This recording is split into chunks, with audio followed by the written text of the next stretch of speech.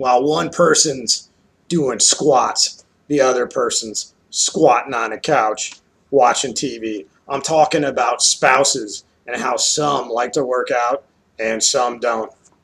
There's a lot of couples like this, and you're not alone if you're the person that loves working out, but you have a spouse that just is not interested. They're not interested in joining a gym. They're not interested in going for a run. Maybe they're interested in going for a walk, but they're really not interested at the same intensity that you are. So I've got some advice for you.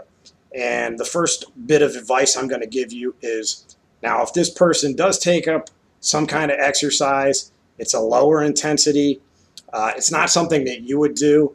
I'll give an example of, like, your state powerlifting champion and your spouse takes up Zumba and you're kind of like belittling Zumba. That really doesn't do any good for that person, because what we're trying to do, what you want that person to do is just get up and do something. So not everybody has to be doing the same things. There's things that I love to do. I love to do squats and deadlift heavy. My wife, she works out 5 days a week, but she doesn't have more than 10-pound dumbbells when she works out.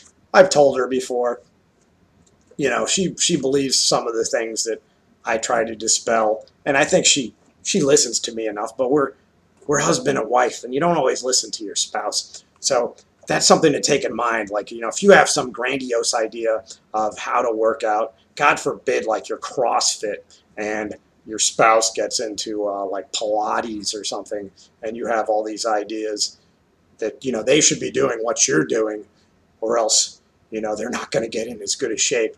And as long as they're active, as long as they're moving, if they're functioning better in your household and you're part of a team, if they were somebody who was in such poor shape that your kid was endangered because they couldn't get up off their seat to go get the little 2-year-old wandering out on the road, they were just a step slow. If they are now a little more alert and a little more physically active, then that's a good thing. So encourage them to work out. Do not discourage whatever endeavor they're doing. Encourage it. It's better than sitting down.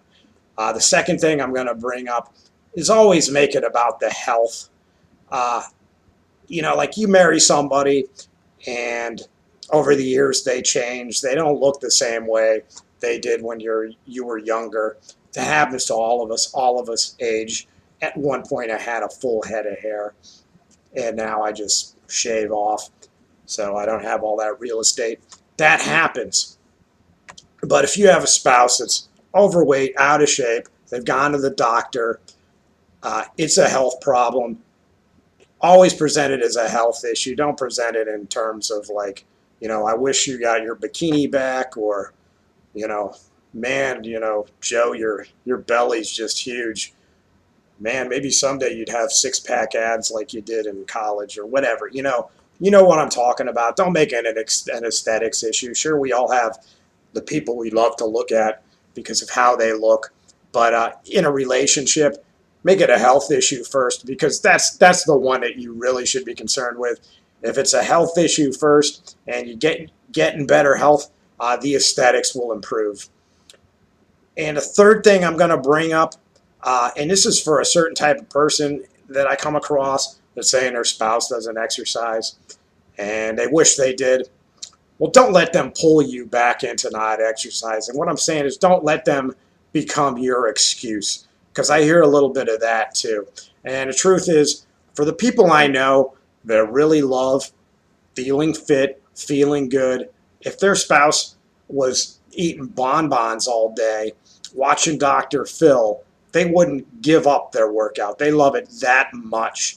So put yourself first in terms of fitness. I mean, if you're giving in to your spouse sitting on the couch, if that's the reason you quit working out, then you're really not much help to them, because you're not being a leader.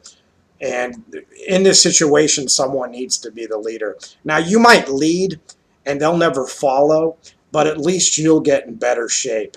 And the couple will be better off, because one person will be a little more healthy and in better shape, and hopefully be around in a healthy form years down the road as your kids age. So put yourself first. Don't use your inactive spouse as an excuse to just be like them, and don't bring them up is the reason you quit because you quit. Put it on yourself. So those are 3 bits of advice I have. I've trained a lot of couples before. Sometimes it works out. Sometimes it doesn't work out. Sometimes they need to do separate things because they like to do their own thing. But as long as both people are active and both in good health, that's a good thing. So I hope this was of help to anybody who had these questions before. I'm going to put it on my webpage, and I encourage you, lead by example, encourage somebody to do anything to get them off their butt, and always bring it up as a health issue because that's what we're concerned with. Catch you later.